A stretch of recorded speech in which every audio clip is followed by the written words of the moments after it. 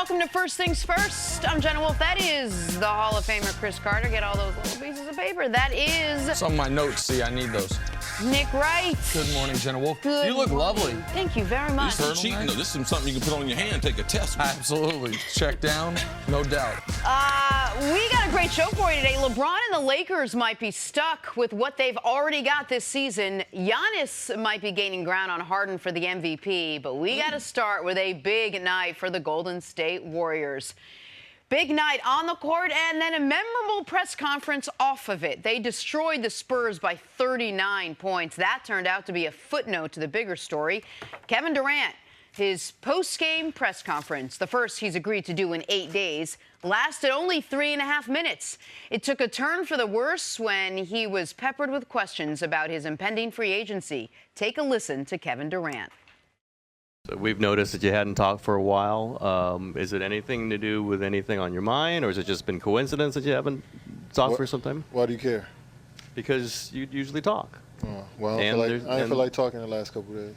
It was anything in particular? No, I just ain't feel like it. Has anything to do with conversation about free agency?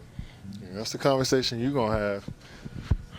I don't think about that type of stuff. That's your job. You've obviously been around the noise for so long. Is it bothering you more this year? Is it louder this year? It's unnecessary. You got to do Ethan Strauss, who come in here and just give his whole opinion on stuff and make it seem like it's coming from me. And he just walk around here, don't talk to nobody, just walk in here and survey and then write something like that. And now y'all piling on me because I don't want to talk to y'all about that. I have nothing to do with the Knicks. I don't know who traded Porzingis. They got nothing to do with me. I'm trying to play basketball. Y'all come here every day, ask me about free agency, ask my teammates, my coaches. You rile up the fans about it. Y'all let us play basketball. That's all I'm saying. And now when I don't want to talk to y'all, it's a problem with me. Come on, man. Grow up. Grow up. Yeah, you, grow up. Come on, bro. I come in here and go to work every day. I don't cause no problems. I play the right way, or I try to play the right way. I try to be the best player I can be every possession. What's the problem? What am I doing to y'all? You weren't talking to the media. So, who are you? Why do I got to talk to you? Tell me. Is that going to help me do my job better? Nah, bro. I didn't feel like talking. I mean, how are you playing? How's the team playing in the last couple weeks? I'm done.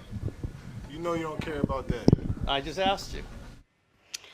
All right, there's a lot there. See, let me start with you. What was your overall reaction to KD's comments? Well, I'm not that surprised. But for KD, let me just tell you a few things. There's some language in your contract that tells you that you have media obligations. So part of you doing your job, it's not practicing your mid-range. It's not practicing your crossover. It's not just that. It's all these other things, too. Like you have media obligations. There's a reason why we're talking about basketball, NBA basketball, more than any other time in my adult life. We're talking about on the national airways. And the reason why is because the type of players that they have, fans are clamoring for more of what they have to say. So that's what they're trying to do, Kevin. Now, I don't know the local media there. I know there's some guys there that have a certain reputation, but that's in every city. But there's a certain obligation as a professional athlete, because I'm a fan of the game. Forget about those guys trying to hate on you. I'm a fan. I need to know more about basketball. And you know the reason why they should talk? Because they know more about basketball than us. And Kevin Durant and those others, LeBron, Steph Curry, they teach me a lot about basketball. So, Kevin, we don't want that part cut out as far as the media. If you want to make all this money, you want to be mega rich, the reason why you're making that money is because the popularity of the NBA. Because I know a day when the money was not like that in the NBA. I know a day when Michael Jordan saved the NBA. My brother was in the NBA at a stretch. When the finals were on tape delay, and there was none of this discussion. So people need to understand some context here. KD hasn't talked in 9 days, or 8.5 days till yesterday. When did KD stop talking? Oh, right when the noise around KD and the Knicks reached a fever pitch, most notably right after the Porzingis trade, okay? So that's when, because he wasn't being peppered with free agency questions at all because he had made it clear, I'm not talking about that, which was a smart thing. And the only other time all year he's gone this long without talking was after the Draymond kerfluffle, if you will, right? Mm-hmm. Which, by the way, was sort of about this as well. Absolutely. But the reason he is so mad at Ethan Sherwood-Strauss, who covered this team before Kevin Durant got there, who I actually, by the way, I don't know Ethan, and I've had my own little tiffs with Ethan, okay? But he is an outstanding reporter. He used to work for ESPN, was part of the layoffs. The Athletic brought him back. Steph Curry tweeted when he got laid off what an abomination it was that he doesn't just speculate, he reports. What he included in that report is a fact. And that's the second thing that bothered Kevin Durant, which was it has killed KD dating back to 2017 when they won the championship that he did not jump LeBron in the hierarchy. That was in the article. That is what he is talking about. That is what is burning him. So the noise, first of all, on free agency, Kevin Durant was a pending free agent in 2016, and there wasn't this much noise. You know why? Because that season had some intrigue. We didn't know who was going to win. Could the Thunder do it? Mm-hmm. Could LeBron get back there with the Cavs? People cared about the actual basketball. One of the devil's bargain with Kevin Durant going to the Warriors has been the intrigue has been removed. The most interesting thing to talk about the NBA is player movement because we know they're going to win as a testament to Kevin Durant and Steph Curry and all those guys' greatness. That's first point. Second point is, and I know this, I am not speculating this, I know this. The biggest reason Kevin Durant went to Golden State was because people around him said and had been telling him since 2013 when he did the Sports Illustrated interview, I'm tired of being second. I was the second pick. I was second in the MVP. I was second in the finals. You're the best player in the world. The only reason you're not considered that is because you don't have a championship. Go get your championship, and everyone will say it. And he got his championship in the ideal way possible, beating LeBron, shot in his face, and nobody said it. And then he did it again, and people started wondering, oh, is he even the best player on his own team? And it has killed him.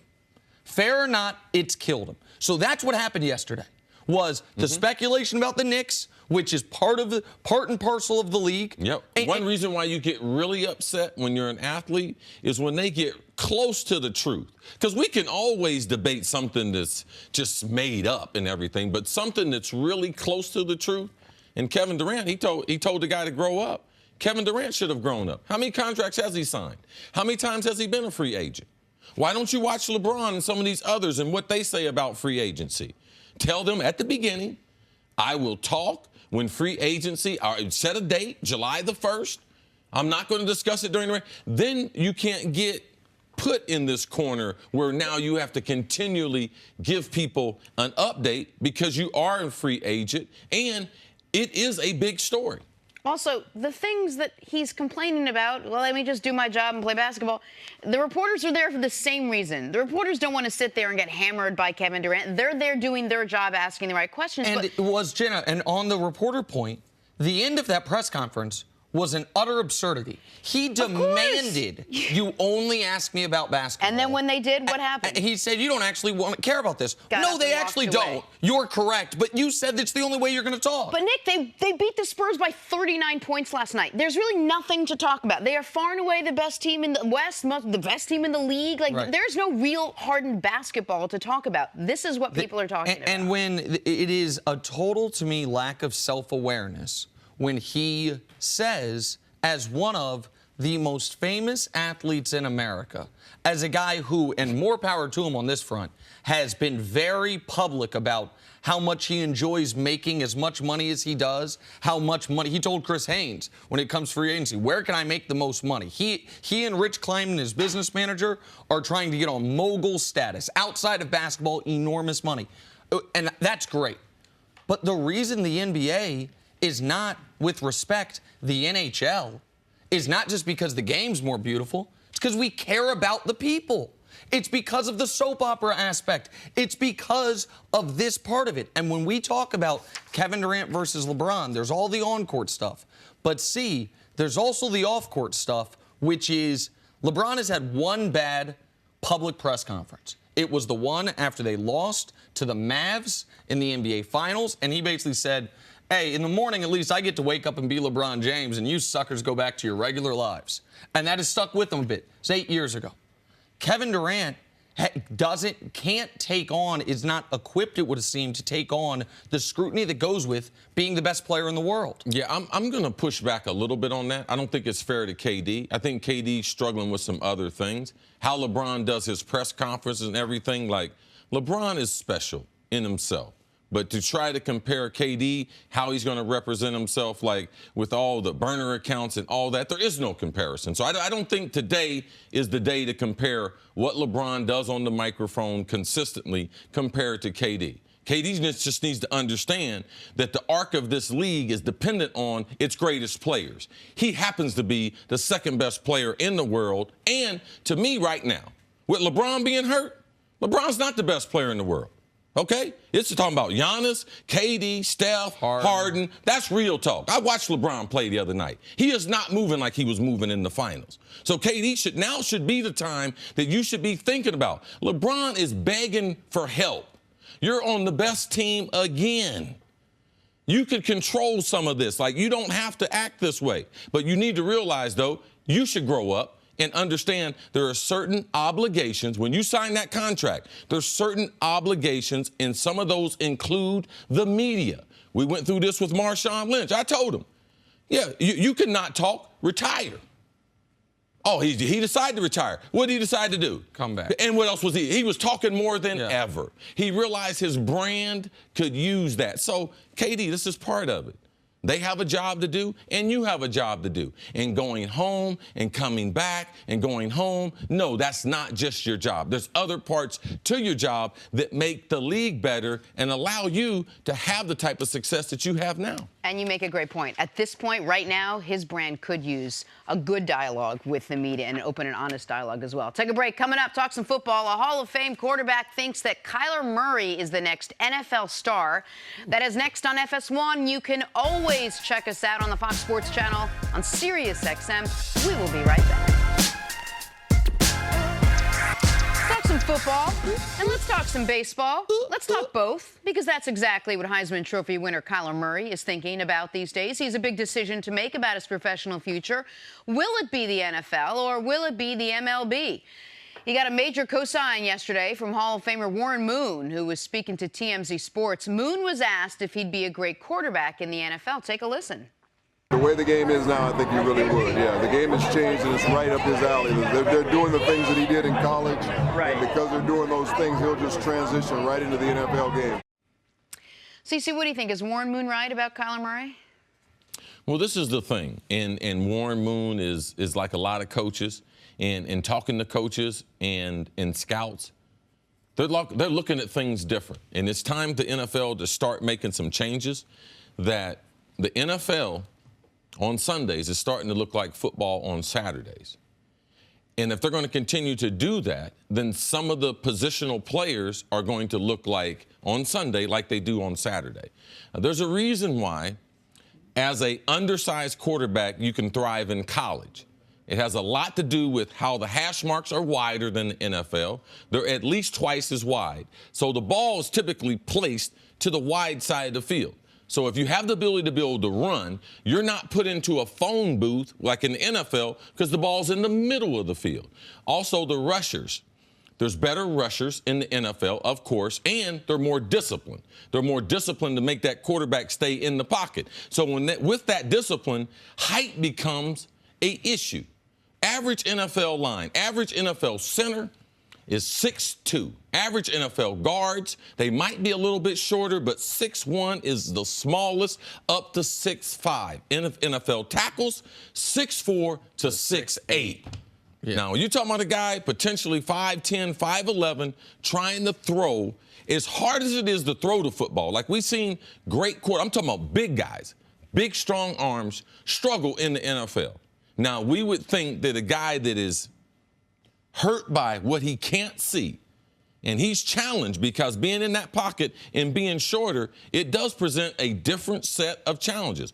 Warren Moon's right, though. The NFL is going to start to because of the play calling. And number one is because they protect the quarterback.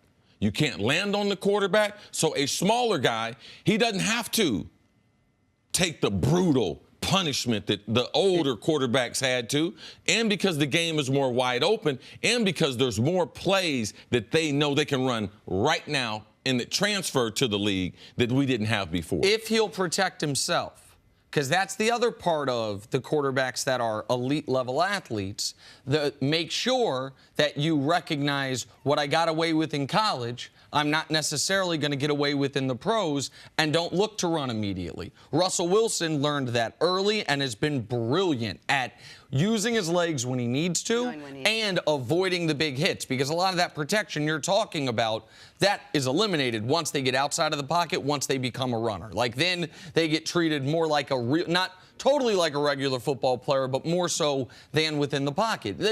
The question is, does he reach the minimum height threshold, and what is the minimum height threshold in 2019? That is, every discussion surrounding Kyler Murray is going to be about how tall he is, because we've seen the tape, we know what his arm is, we know what his athleticism is, we know what his production was, his intangibles, all of those he checks the boxes. His winning, checks all those boxes. Maybe not the experience that would be ideal, but aside from that, it's not like it's because he couldn't get on the field because he's behind a bum. He was behind Baker Mayfield. It's Baker Mayfield 6'1" listed. Drew Brees 6 feet. Russell Wilson's 5'11". Oklahoma says Kyler Murray is 5'9" and 7/8 of an inch. So let's call him 5'10". And I saw a picture of you and he from this weekend. Yes. 5'10" checks out. So it's 1 inch shorter than the shortest successful quarterback we've ever seen. Is that the minimum threshold, or is Russell Wilson at the minimum threshold? That's the question. Because when C talks about the hash marks, it's everything he mentioned, and with the narrower hash marks, the linemen are also lined up more narrowly, more close together. So in college football, sometimes you're not throwing over offensive linemen. Sometimes you're throwing between them. In pro football, you're not. So I'm really interested to watch it. I've said this. I like that style of quarterback just aesthetically. I like watching it. Yeah. I like that part of college football. So I will hope he is successful. My fear is the same it's been. He's not getting taller. His hair's growing, and that makes him appear to be a bit taller, but he's not getting taller. So if you're a team, what are you factoring in whether you're going to spend a high draft pick on Kyler Murray? Well, this is the thing about quarterbacks. They miss on quarterbacks every year. So why wouldn't someone take a chance to miss on someone with height? Do you think Buffalo thinks that they have it in Josh Allen? Or they still have question marks? Now, he's as big as they come. Yeah. Prototype, 6'5", big, strong, good athlete and everything. But is he the future quarterback? So, for me, you're going to miss anyway. Go ahead. Quick question. As a wide receiver, is there a difference in the way a shorter quarterback throws the ball than the way a taller quarterback throws the ball? Does it only affect the quarterback position, or could it affect other positions? The only way it affects the wide receiver is when you're running routes that are shallow, coming across the middle of the field. You can see. And the reason why it's not necessarily being able to see him, it's that the ball is coming out of nowhere. If I'm catching the ball from Troy Aikman, when Troy goes to throw the ball, I can see his hand come up. So this is like pitching in baseball. The sooner you can pick up the laces on a baseball, the better your chance of hitting it. As a wide receiver, the sooner I can pick up the ball or something that looks like, oh, that's coming my way. That's why I don't like the Patty Mahomes no-look pass, because I don't know what's coming.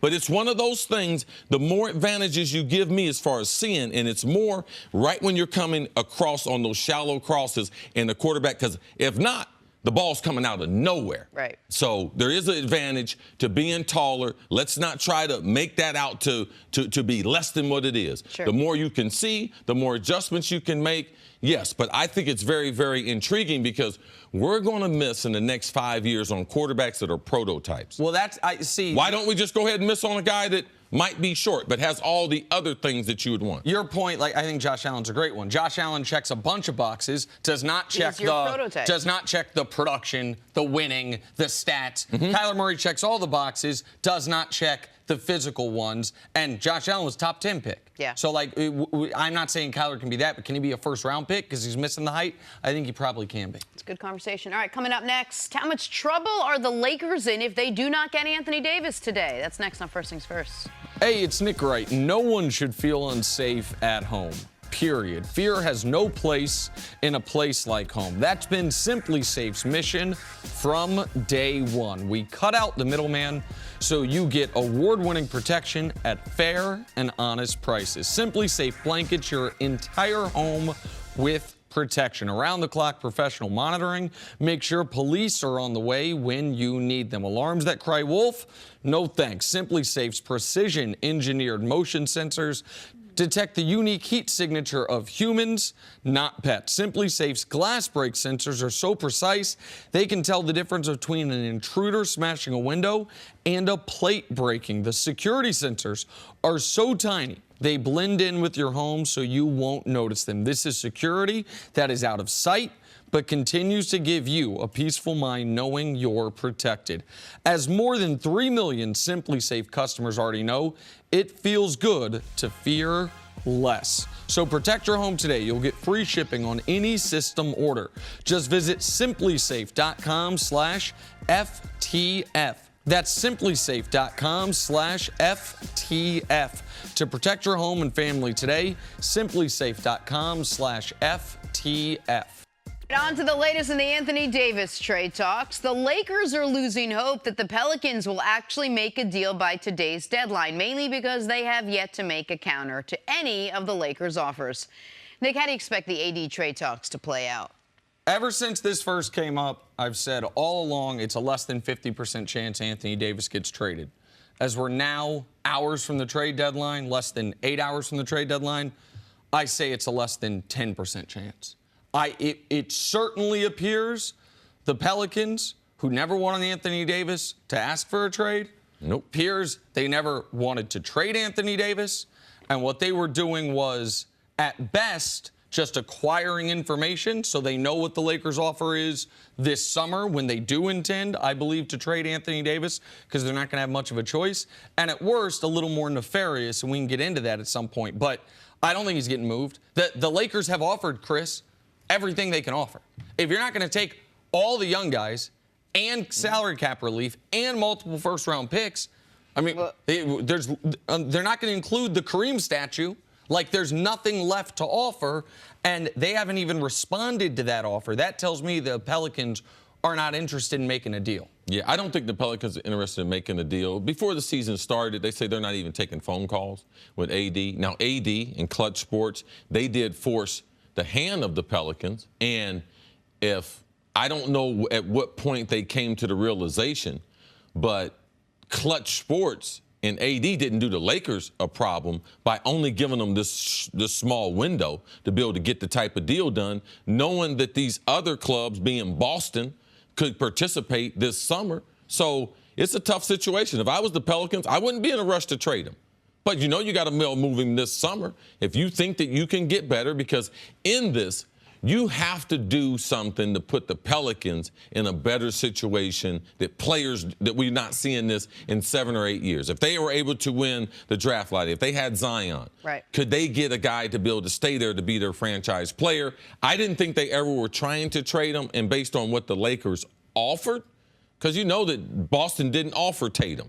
So the Lakers really only had the one legitimate offer. I do know that the Knicks, they did offer Kristaps to him, and they turned that down, didn't have an interest in him. But the Lakers, how much real time did they have to try to work out this deal? And you can't make a deal if you need two parties. And when Chris says Boston didn't offer Tatum, obviously Boston can't make a trade right now. But Boston, we know, didn't even say, we guarantee we will offer Tatum in the summer. Dive in a little bit more, Nick, for us on why the Pelicans would even throw this out there if they were never going to make a deal with Anthony Davis to begin with. So Brian Windhorst, who's a really, really plugged-in NBA insider, who I actually talked to a couple nights ago about this situation, he believes, and this would be borderline unprecedented. He believes the Pelicans responded to what they thought was Lakers tampering, because the Lakers been dinged for tampering twice now, and they thought this was essentially an Anthony Davis, Rich Paul, Clutch Sports, and Los Angeles Laker coup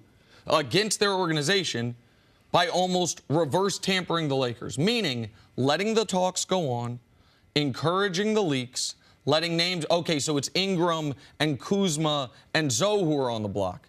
Oh, it's and Hart and Zubats and all these guys, letting all of that come in over the last 10 days, pollute the Lakers locker room just to have results like we saw against Indiana.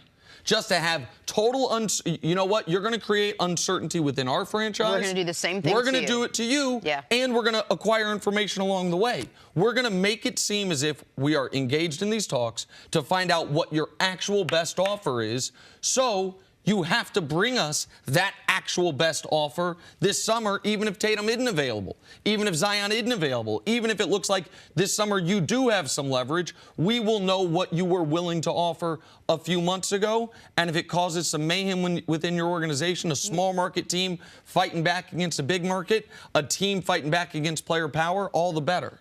And CC, it seemed to have caused chaos within the Lakers locker room. The way they've been playing. I mean, if you're a player on the team and your name is constantly being dangled out there to be traded, basically everyone but LeBron, you would have to imagine it would disrupt team chemistry, disrupt the flow, disrupt the success of how a team is gonna be. I mean, I'd like to be able to say that, but they weren't playing good before the trade rumors started.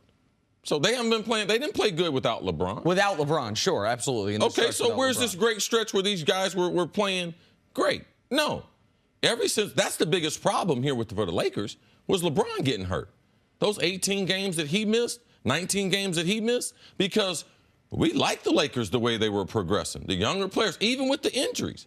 Like, we could recover if Rondo was hurt, as long as LeBron was there. But because of their position, now being out of the playoffs, there's more pressure because LeBron got hurt. If they hadn't, we wouldn't. We thought that this might take till the summer.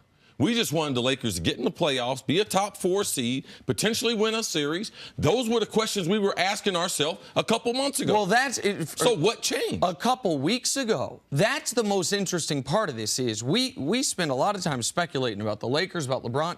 That up until 10 days ago, 11 days ago, last week Monday, nobody was saying if the Lakers don't trade for Anthony Davis this year, it's a failure. We knew it was a possibility, but we were talking about, could they get Kawhi this summer? Would they trade for Anthony Davis this summer? The Kyrie stuff came up. Our perspective on it has changed because ever since Rich Paul and Anthony Davis made their public trade request, it's almost made it seem urgent. And then the Lakers playing poorly and falling in the standings has made it feel more urgent. That game against the Pacers has made it feel like it's almost a necessity. But 2 weeks ago, nobody was saying if the Lakers don't trade for Anthony Davis, they're screwed, even though right now that's what it feels like because of the disruption within the team. And what does that screwed, if you will, look like? Not making the playoffs? What is a ruined season for the Lakers look like if they don't get this? Let me tell you something. Every day LeBron James plays on the basketball court, he's not playing for a championship. The Lakers and what they're trying to do, that's not the plan. And LeBron is not getting, I don't care what no one says, LeBron's mama, Nick Wright, LeBron James, it's going to come to an end someday. All right? And playing with a non-competitive team right now, because that's who they are. There's no chance they can win a championship. There's at least 3 teams in the West that would potentially sweep them. So that's the biggest problem. LeBron is aging. And they don't have, forget about 2 superstars, they don't have that other 1 superstar. And because LeBron got hurt, it accelerated. Clutch Sports making that announcement, it accelerated everything. But if Magic and Pelinka, if they're not careful, they were on the right path until the injury. So your point about not competing for a championship, I think they would have felt okay about knowing, listen, we're not equipped to beat the Warriors this year, had the team been taken where it was on Christmas morning and continued on that, everything up until the injury. They had seemed to create some continuity. The young players were learning to play with LeBron. LeBron was deferring the first 3 quarters, taking over in the 4th. And now everything feels different. Now you wonder, are the Lakers going to make almost a panic move at the deadline because they think they have to shake some things up that could restrict their ability this summer to either sign a max guy or trade for Anthony Davis? I wonder if the Pelicans are sitting there saying, oh, well, whatever you offered us today is going to be there July 1st. What if one of those pieces they offered you today, they trade later today because they think they need to change something? Or the Pelicans are taking a tremendous risk. What if one of those players get hurt?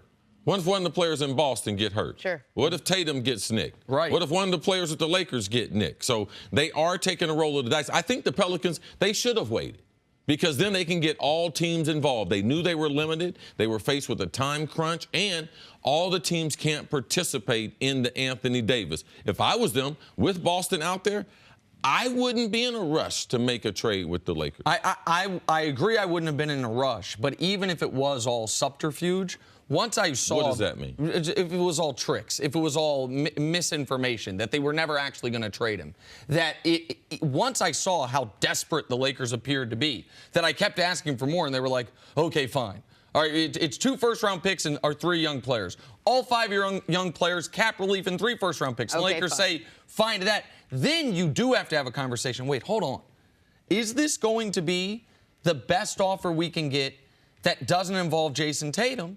And then the real discussion of what are the odds Jason Tatum is ever actually offered? Like, those are discussions that I think the Pelicans would be having. Well, if Jason Tatum's never offered, you really only got one suitor to make a trade. That's with the Lakers. Right, assuming the Knicks don't win the lottery, which is when the power could shift back to the Lakers, which is that's the only gamble the Pelicans are taking in this. Otherwise, they're saying we'll just wait till the summer. Okay, so here's a question. Here's something we haven't talked about.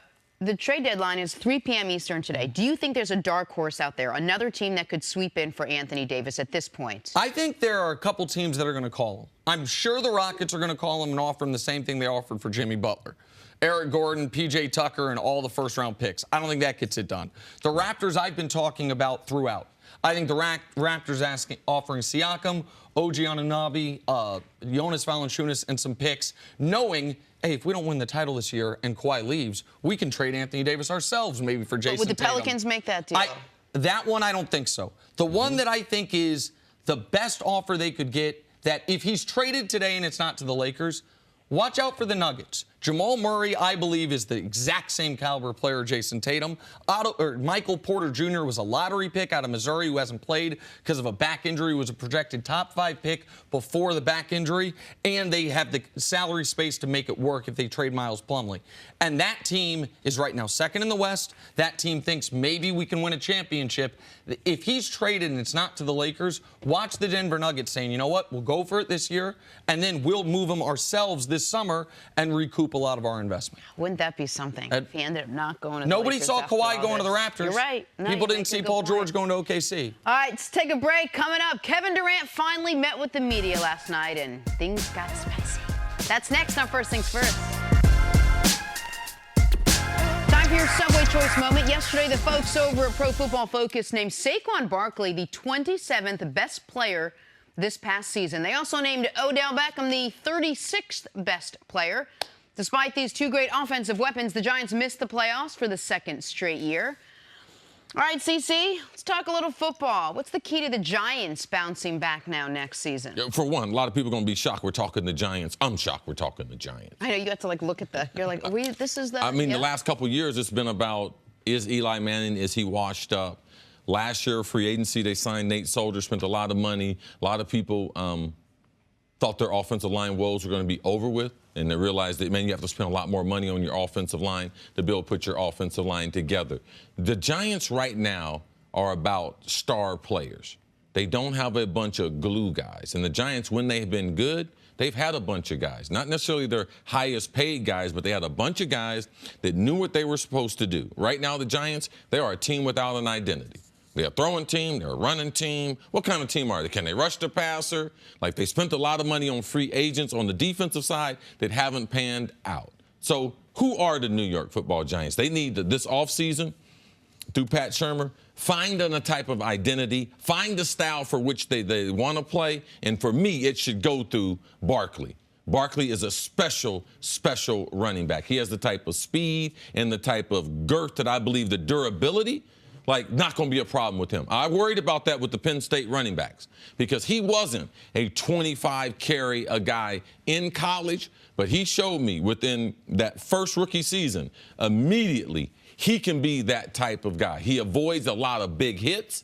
He showed that he was very, very durable. He talks about being a leader. He talks about changing the Giants and how people look at the Giants. So, to me, whatever their identity is going to be, it should be surrounding their tailback because he's a special football player. See, can he be the leader of the team in year 2? Because I was so impressed. I've been impressed by watching him on the field. When we talked to him last week, I could see why you would have no concerns about drafting him as high as they did, no concerns about money or fame. He seemed so polished and just impressive as for anyone in their 20s, much less in their very early 20s. For a team whose leader obviously has been Eli for years and years, but Eli is on his way out, probably his last year within the organization. Can he be the leader? Well, this is the thing. Inside the NFL locker room, you need a number of leaders. A basketball team, you can have 1 or 2 leaders. But a football team, you need a bunch of leaders. It's no different than Ezekiel Elliott, what he did in Dallas, immediate impact, and he had leadership ability. Todd Gurley's a different guy. He's more of an introvert. But I believe that Barkley and Ezekiel Elliott, their ability to play at a high level, and Barkley, what he does, I believe he's a force multiplier. When you're around him, he's a different guy. When you talk to him, his conversation's different. He has a certain maturity about him. He has a certain direction about him. He has a certain authority when he says things. You know that when you asked him a question, he thinks about it before he responds. Those are things, and we saw that. We had him on the show Super Bowl week. So those are the things that, yes, it's natural. People say, yeah, I want to follow that guy because how he goes about being a professional. Nick, the consensus coming into this past season was the Giants were going to compete. They had the pieces. We weren't sure we were getting Eli Manning, but they had the wide receiver. They had the running back. They had some semblance of a defense. What was the reason why they didn't? Well, I know we focus on Eli and we focus on how often he was sacked. But the reality is there were a dozen quarterbacks in the league sacked on a higher percentage than Eli Manning. The Giants' offense was the definition of average, 16th in points, 17th in yards. They were middle of the pack. So why are they drafting in the top 6? Because their defense, where a lot of their money is spent, was bad. Their defense was 23rd in points, 24th in yards, 30th in sacks of the opposing quarterback. That defense, they were not getting their money's worth out of them. Now, the offense didn't play like a Super Bowl caliber offense. The offense played like an 8-8, 9-17. Yeah, the other wide receiver and the tight end, they didn't make that big bump in year 2 like we thought. Right, absolutely. I told you I was concerned about all Oklahoma wide receivers. Right, and the Evan Ingram, I thought finally, at least different times, their tight end flashed the potential he had. And you were right about Sterling Shepard, like that he has not taken the leap that I think, certainly I expected, and that I think a lot of people expected. But that's not why they won 5 games. They won 5 games because the defense was really poor, especially given the money, and they were awful in close games. This was a team that was, at the end of the year, they had back-to-back games. They lost by, I think, 1 point and then 2 points. They could not close out. They had a number of games where it looked like through the first half, they're in control of this game. They went on to lose. So the inability to close out games and the defense could not get a stop at any point. That's why they weren't at least 8-8. Now, to get to the playoffs, to get to what we're talking about, Solder's got to play better. That second-round pick, Will Hernandez, he's got to be better in year 2. Odell's got to play 16 games, or at least close to it. And Saquon's got to stay at that level. That's without mentioning where Eli is at this point in his career. All right, we'll take a turn on the other side. We are less than 8 hours away from the NBA trade deadline. Coming up next, should the Celtics break up their young core to bring Anthony Davis to Boston? That's next on First Things First. Back here, First Things First, look who's back. Sports Illustrated senior writer Cris didn't get enough yesterday. He's back here. Welcome back. Thank you. Did you get a haircut yesterday? I did not. Your hair looks nice, though. Trim, yeah, a little different gel. Oh, okay. It looks nice. You know what it looks better than? It's not flammable, is it? Because I'm getting ready to throw some It's flammable. like the calm before the storm here. It's like, you know what it looks better than? When you had to shave your head because the Cavs made the finals last year. Okay, That sucks. here we go. On to the latest on Anthony Davis. While most of the talks are centered around the Lakers, don't count out the Celtics. It is being reported that while Boston refuses to promise New Orleans a specific trade package for AD, they do insist that no player is off limits. So, Chris Mannix, do you think the Celtics should break up their young core this summer to bring AD to Boston? well, I'm glad you mentioned that. And Nick, you were excellent yesterday with the graphic, and I appreciate that. I played a little trick on you. A little blind reveal. It's one of my favorite things. As we're looking at what the Celtics should give up, I feel like we should toss that graphic up Oh, again. wow. Okay. And take, What's good for the goose is good for the gander. So here are the numbers you You're tossed learning. up. Do some producing here. Let's go, man. Here are the numbers you tossed up yesterday. Well, that makes some sense. Look, Jaylen Brown, not so good. Those are the season averages. Season averages. Now, we didn't throw up there were minutes, which I think is a big factor in all this. Let's toss up the per 36-minute averages, which a lot of NBA teams look at as being a reasonable statistic to look at. Yeah, absolutely. That makes doing. Jaylen Brown, because he's playing 25, 26 minutes a game? Per 36 minutes averages, that's pretty close. Better rebounding numbers, comparable numbers across the board. Only Kyle Kuzma is a few points better. That makes those guys look like kind of the same type of player, doesn't it? It absolutely does, which is, hold on, can we put that back if we could? Because I didn't know that was coming, but I enjoy this type of game.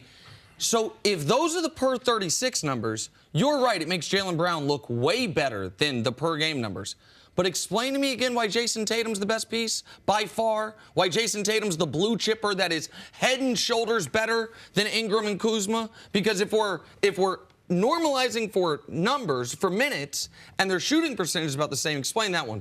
Explain it is because typically the stats on teams that are losing more games are a little more inflated, and people in the NBA world, I know my brother called me yesterday talking about, listen, man, when teams are losing games, you have to deflate them numbers that are guys that are playing on winning teams. So for your argument, that part is true. Where Boston is right now, you make a legitimate argument. The numbers are more valuable on a winning team. You're not even really debating that Tatum is the top guy in that. No, you're not. What you were debating was Jaylen Brown, Kyle Kuzma, Lonzo. Listen, Tatum, I believe, of those four players, and if we wanted to include Lonzo, but we don't need to, Tatum is the most valuable piece.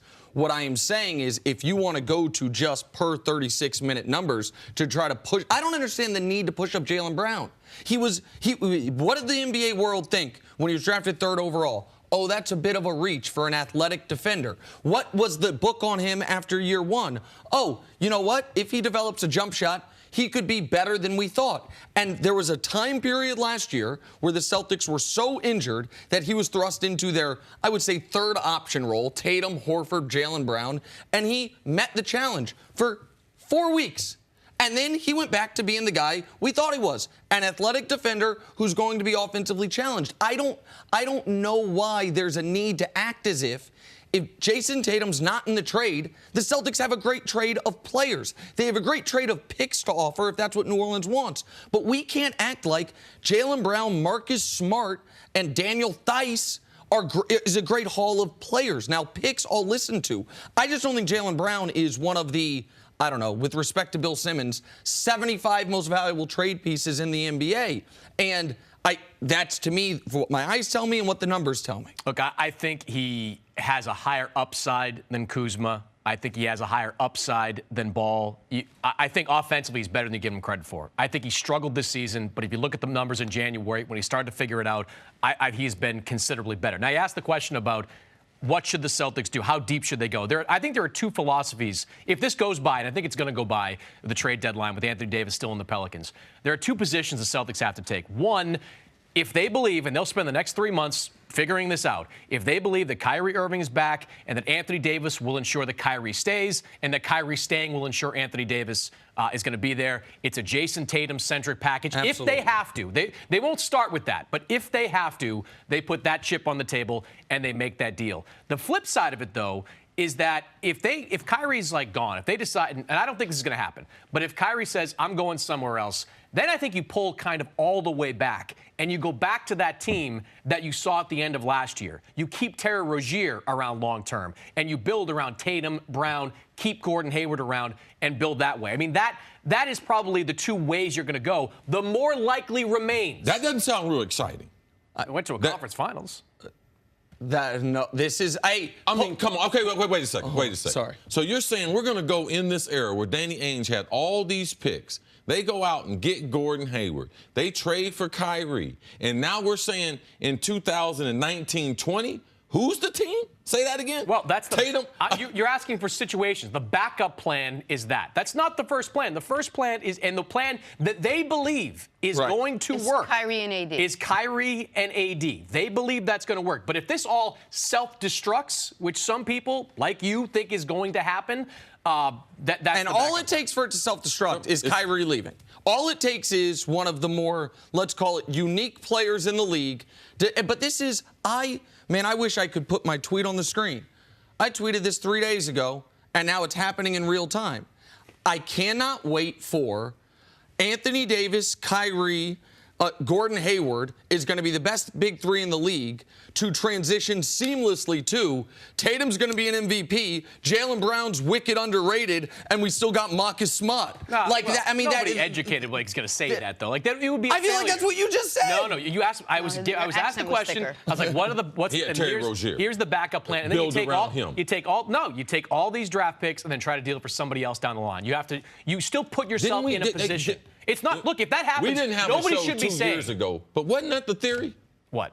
Oh, we're going to save all these picks and trade for a big star down the road. Now we're getting ready to sell that to the Celtics fans again? No, this is the big star. Anthony Davis is the big star. But and Kyrie was the big star. And they got Kyrie Irving. So it has worked a couple of times. And they've built the team to this point. Look, this was just the backup plan. And I don't think anybody would say that it's not a failure. It's a failure if they don't get Anthony Davis and Kyrie walks away. It's just that's what they'd probably turn to. They're not barren of assets. No, I understand that part of it. So all of this is predicated on Kyrie staying. Are they going to spend the next couple months just focused on that because that brings AD in and that maybe guarantees AD stays longer than a year? It's a weird dynamic to be in because yes, the front office is going to do that, but they know that how the season ends is going to have a big impact on that. If they get beat in the first round by somebody, that's not going to be a good thing. If they go to the NBA Finals, I don't know that Kyrie Irving walks away from that either. So you say the first round, I think everyone, even though I'm lower on the Celtics than most, now that the Pacers don't have Oladipo,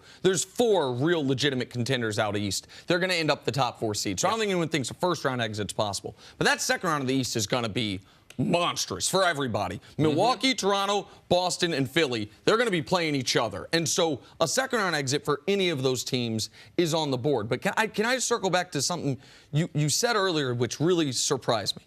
You said that even if Kyrie's there, that you don't think the Celtics will start with Jason Tatum being available. Why not? And Danny Ainge, I know he's full of confidence, but there's a fine line between confidence and arrogance. I got to learn that every day myself. Like, what in the world makes Danny Ainge believe he has any reason to call up New Orleans and make an offer that doesn't include Jason Tatum? For the same reason the Lakers didn't go all in on their first round of offers. You don't do it right away. I mean, look, they know that it may ultimately cost them Jason Tatum, but I think they'd like to explore. So are you first. of the theory there's a deal done without Jason Tatum? Forget about Boston right now. No, I don't think. No, okay. Personally, I don't think. Well, let's talk about that then, because you're not getting Anthony Davis without Tatum. Like, regardless most likely not. Regardless of the art of negotiating, like that's not going to happen because that's not a better deal than what the Lakers offered. And I think that if I think that's up for debate, but it's not up for It's not up for debate that the Celtics can offer a same package without Jason Tatum than the Lakers can. Their draft picks are considerably better. It's only on if the Pelicans, if they change what they've said, which is they want an all-star caliber player, and they transition to we want the best picks possible, then sure. If the Pelicans are saying what we want is the 2021 Grizzlies pick, we want those picks, fine, but that's not what they've been saying. What about the little wrinkle of we'd like to stick it to the Lakers? Maybe this isn't the best deal we'll get from the Celtics, but can you imagine if AD ends up with Boston and not with the Lakers, which is a little bit of what Brian Windhorst was sort of saying, that right now they've sort of dangled this idea of maybe trading. If I was the Pelicans, I wouldn't be concerned about maneuvering around the Lakers. I'd be more concerned about a couple years, am I going to be in Seattle? Just quick. Okay, that's what I would be. They got to make the best deal. Exactly. Look, just to be clear about what I think the Celtics would do is that they would start with a deep pick-centric package, probably Jaylen Brown. And then if it goes to Tatum, I think they'll turn around and say, okay, but we got to take some of these picks out of it. It's a negotiation. Like, there'd be two separate offers, and they'd want to retain some of their draft assets if they're putting the top player in this mix. And when they don't get him, we're going to hear by somebody that works for the Boston Herald, oh, my God, Danny Ainge made the greatest offer, and he just barely missed out. Like we heard on every trade up until Kyrie Irving.